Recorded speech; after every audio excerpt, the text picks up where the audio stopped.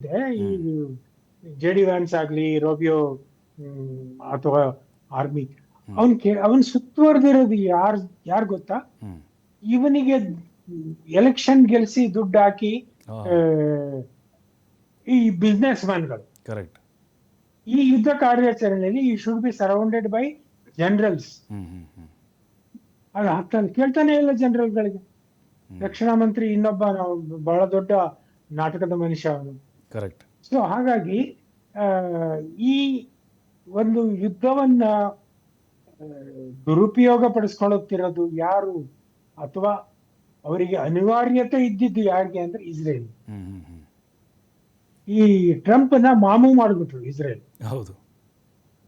ಅವರಿಗೆ ಒಂದು ಹಂತದಲ್ಲಿ ಈ ಯುದ್ಧ ಅನಿವಾರ್ಯವಾಗಿತ್ತು. ಯಾಕಂದ್ರೆ ಹ್ಮ್ ಅವರು ಇರಾನಿಗೆ ಹೊಡಿಲಿಲ್ಲ ಅಂದ್ರೆ ಹ್ಮ್ ಇರಾನ್ ಮುಂದೆ ಯಾವಾಗ್ಲೂ ಒಂದ್ ದಿವಸ ಅವ್ರ ಮೇಲೆ ಪ್ರಹಾರ ಮಾಡುತ್ತೆ. ಮತ್ತೆ ಆ, ಆ, ಒಂದು ಪ್ಯಾರನಯ ಇರುತ್ತೆ, ಎಲ್ಲಿ ನ್ಯೂಕ್ಲಿಯರ್ ಮಾಡ್ಬಿಟ್ಟಿದಾರೋ ಆಗ್ಲಿ ಅಂತೇಳಿ. ಹೌದು. ನಂಬಕ್ಕಾಗಲ್ಲ. ಈಗ ನೋಡಿ, 1981ರಲ್ಲಿ ಏನಾಯ್ತು ಅಂದ್ರೆ, ಸದ್ದಾಂ ಹುಸೇನ್ ಅವಾಗ ಇನ್ನೂ ಜೀವಂತವಾಗಿದ್ದ. ಹೌದು. ಅವನು ಜೋರಾಗಿ ಹೇಳ್ಕೊಂಡ್ ಬಂದ್ಬಿಟ್ರೆ ಎಲ್ಲ ಹತ್ರನು, ಇಸ್ರೇಲ್ ಇನ್ನೇನು ಒಂದು ತಿಂಗಳು ಇರುತ್ತೆ ಅಷ್ಟೇ ಹ್ಮ್ ಅಂತೇಳಿ.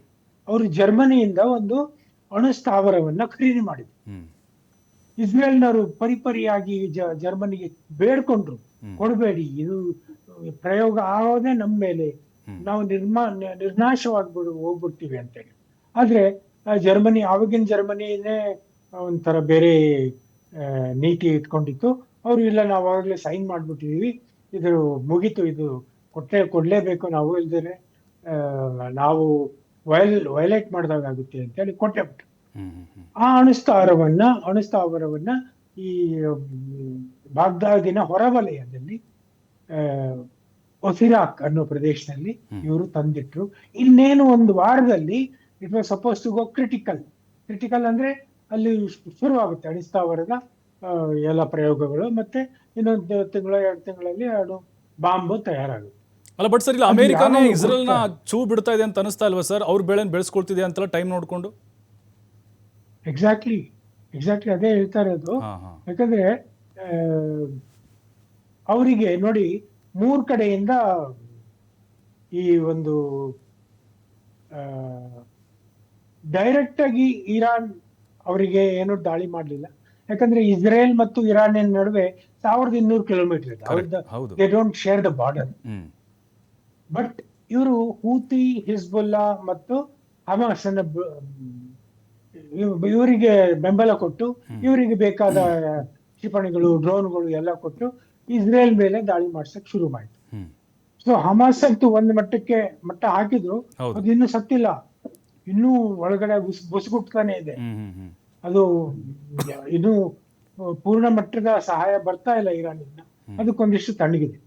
ಈಗ ಹಿಜ್ಬುಲ್ಲಾ ಅವರಿಗೆ ನೆಕ್ಸ್ಟ್ ಟಾರ್ಗೆಟ್ ಹಾ ಹಾ ಹೊಡಿತಾ ಇದ್ದಾರೆ. ಬಿಕಾಸ್ ಆ ಟೈಗ್ರಿಸ್ ನದಿ ಏನಿದೆ, ಆ ಟೈಗ್ರಿಸ್ ನದಿಯ ಉತ್ತರಕ್ಕೆಲ್ಲ ಹೋಗ್ಬಿಡಿ ನೀವು. ಹ್ಮ್ ಈ ಒಂದು ಬಾರ್ಡರ್ ಮತ್ತು ಟೈಗ್ರಿಸ್ ನದಿಯ ಮಧ್ಯದಲ್ಲಿ ಬಫರ್ ಝೋನ್ ಮಾಡ್ಕೊಳ್ತೀವಿ, ಅಂದ್ರೆ ಅಲ್ಲಿ ಯಾರು ಇರಬಾರ್ದು. ಬಟ್ ಅದು ನಿನ್ನೆಯಿಂದ ಏನಾಗಿದೆ ಅಂದ್ರೆ, ಹೂತಿಗಳು ಒಂದಿಷ್ಟು ತಣ್ಣಗಿದ್ರು. ಜನವರಿನಲ್ಲಿ ಅಮೆರಿಕರು ಚೆನ್ನಾಗಿ ಅವ್ರನ್ನ ಸದೆ ಬಡಿದ್ರು. ಸದೆ ಬಡಿದ್ಮೇಲೆ ಅವ್ರಿಗೆ ಒಂದಿಷ್ಟು ದುಡ್ಡು ಕೊಟ್ರು, ಈಗ ಬಾಯಿ ಮುಚ್ಕೊಂಡು ಸುಮ್ಮನಿರಿ ಅಂತೇಳಿ. ಸುಮ್ಮನೆ ಇದ್ರು ಇಲ್ಲಿವರೆಗೂ, ನಿನ್ನೆವರೆಗೂ. ಈಗ ನಿನ್ನೆಯಿಂದ ಮತ್ತೆ ಶುರು ಮಾಡಿದ್ದಾರೆ. ಯಮನ್ನಿಂದ ಇಸ್ರೇಲ್ಗೆ 2300 ಕಿಲೋಮೀಟರ್ ದೂರ, ಅದು over flying the Saudi Arabia. ಹೌದು. ಈಗಾಗಲೇ 2ನೇ ಪ್ರಹಾರ ಮಾಡಿದ್ದಾರೆ. ಸೊ ಎಲ್ಲಿ ಶಾಂತಿ ಇದೆ ಇಸ್ರೇಲ್ಗೆ? ಕರೆಕ್ಟ್. ಹಾಗಾಗಿ ಅವರು ಪ್ರತಿಕ್ರಿಯೆ ಮಾಡಲೇಬೇಕಾಗುತ್ತೆ.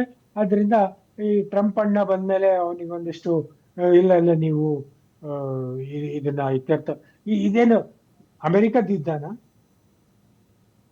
ಅಮೆರಿಕ ಎಲ್ಲೂ ಅವರ ಒಂದು ಗಡಿ ರಕ್ಷಣೆಗಾಗಿ ಯುದ್ಧ ಎಲ್ಲೂ ಮಾಡಿ. ಹೌದು, ನಿಜ. ಎಲ್ಲ ಕಡೆ 3 ವರ್ಷ ಎಲ್ಲ ಕಡೆ ಸೋತಿದ್ದಾರೆ. ನಿಜ. ವಿಯೆಟ್ನಾಂ ಆಗ್ಲಿ, ಅಫ್ಘಾನಿಸ್ತಾನ ಆಗ್ಲಿ. ಸುದರ್ಶನ್ ಸರ್,